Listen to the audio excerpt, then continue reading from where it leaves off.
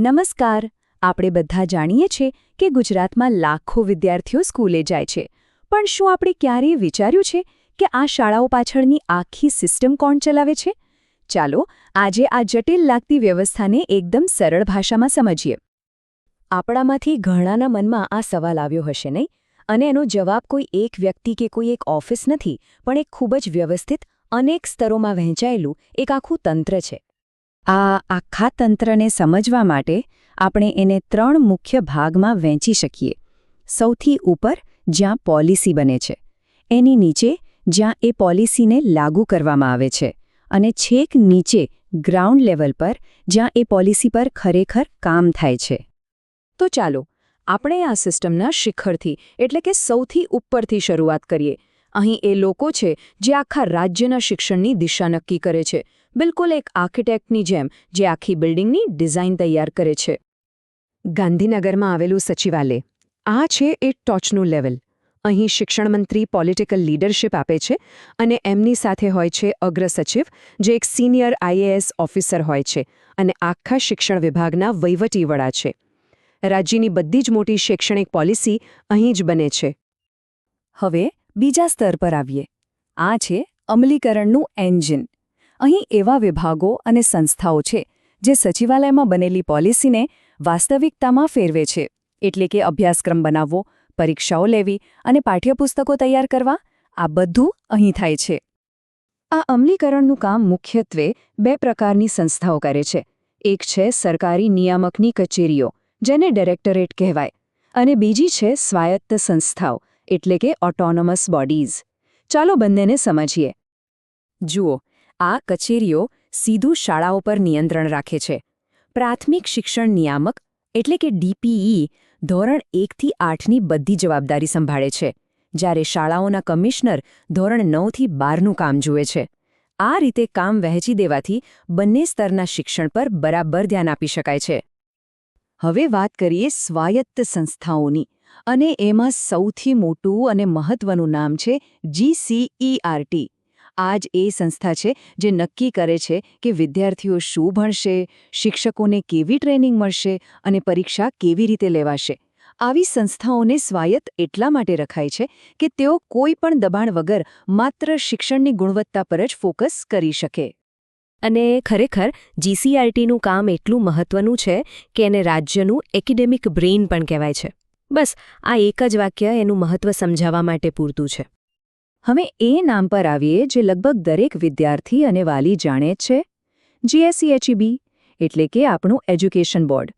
ધોરણ 10 અને 12ની બોર્ડ પરીક્ષાઓનું આયોજન અને સંચાલન કરવાની સૌથી મોટી જવાબદારી આ બોર્ડની જ છે. પણ વિદ્યાર્થીઓના દફતરમાં જે પાઠ્યપુસ્તકો હોય છે એ ક્યાંથી આવે છે? તો એ કામ કરે છે ગુજરાત રાજ્ય શાળા પાઠ્યપુસ્તક મંડળ GCERT, જે અભ્યાસક્રમ નક્કી કરે એ પ્રમાણે પાઠ્યપુસ્તકો બનાવવાનું કામ આ સંસ્થાનું છે. તો રાજ્ય લેવલની વાત થઈ ગઈ. હવે ચાલો નીચે ઉતરીએ, જિલ્લા લેવલ પર. અહીં એવા અધિકારીઓ કામ કરે છે જે સરકારની નીતિઓને સીધી શાળાઓ સુધી પહોંચાડે છે અને એનો અમલ કરાવે છે. દરેક જિલ્લામાં 2 મુખ્ય શિક્ષણ અધિકારીઓ હોય છે. એક DPEO એટલે કે જિલ્લા પ્રાથમિક શિક્ષણાધિકારી. એમનું કામ ફક્ત ધોરણ 1 થી 8ની સરકારી શાળાઓનું સંચાલન કરવાનું છે. અને બીજા છે DEO એટલે કે જિલ્લા શિક્ષણાધિકારી. એમના હેઠળ ધોરણ 9 થી 12ની બધી જ શાળાઓ આવે છે, પછી એ સરકારી હોય, ગ્રાન્ટેડ હોય કે પ્રાઇવેટ. આ અધિકારીઓ એકલા કામ નથી કરતા. એમની નીચે પણ એક આખી ટીમ છે. DPOને તાલુકા લેવલે TPO મદદ કરે છે અને DEOને શિક્ષણ નિરીક્ષકો. અને એનાથી પણ નીચે BRC અને CRC કોઓર્ડિનેટર્સ હોય છે, જે થોડી શાળાઓના ગ્રુપ પર સીધી નજર રાખીને જમીન પર કામગીરી સુનિશ્ચિત કરે છે. અને હવે આપણે આ સફરના અંતિમ મુકામ પર પહોંચીએ છીએ, એટલે કે ખુદ શાળા. આ એ જગ્યા છે જ્યાં બધી પોલિસી વાસ્તવિકતામાં ફેરવાય છે અને જ્યાં આધુનિક ટેકનોલોજીનો પણ ઉપયોગ થાય છે. કાયદા મુજબ દરેક સરકારી પ્રાથમિક શાળાના સંચાલનમાં વાલીઓની સીધી ભાગીદારી હોય છે. આના માટે એક શાળા સંચાલન સમિતિ એટલે કે SMC બને છે અને એમાં મોટાભાગના સભ્યો વાલીઓ જ હોય છે. આનો હેતુ એ છે કે સ્થાનિક લોકો શાળાના વિકાસમાં પોતાનો અવાજ ઉઠાવી શકે. પણ અહીં એક સવાલ થાય, આટલી બધી શાળાઓ, આટલા બધા શિક્ષકો અને લાખો વિદ્યાર્થીઓ, આ બધા પર એકસાથે નજર રાખવી કેવી રીતે શક્ય બને? વેલ, એનો જવાબ ટેકનોલોજીમાં છે. આ છે ગુજરાત સરકારનું વિદ્યા સમીક્ષા કેન્દ્ર. આ એક એવું હાઈટેક કમાન્ડ સેન્ટર છે જ્યાંથી રાજ્યની દરેક શાળાની કામગીરી પર રિયલ ટાઈમ નજર રાખી શકાય છે.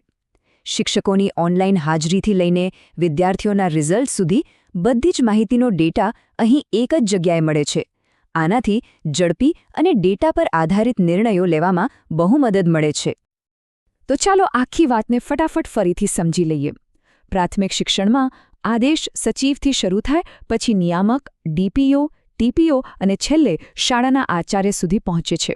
એકદમ સ્પષ્ટ ચેઇન ઓફ કમાન્ડ. અને બરાબર એ જ રીતે માધ્યમિક શિક્ષણમાં આદેશ સચિવથી શાળાઓના કમિશનર, પછી ડીઈઓ, શિક્ષણ નિરીક્ષક અને છેલ્લે આચાર્ય સુધી પહોંચે છે. આના પરથી એ સ્પષ્ટ થાય છે કે બંને સિસ્ટમ એકબીજાની સાથે પણ અલગ અલગ ચાલે છે, જેથી દરેક સ્તર પર પૂરેપૂરું ધ્યાન આપી શકાય. તો આટલી વ્યવસ્થિત રચના અને દરેક શાળાનો રિયલ ટાઈમ ડેટા હાથમાં હોવાથી હવે વિચારવા જેવો પ્રશ્ન એ છે કે ભવિષ્યમાં ગુજરાતના શિક્ષણ ક્ષેત્રે આગામી મોટી ક્રાંતિ શું હોઈ શકે છે?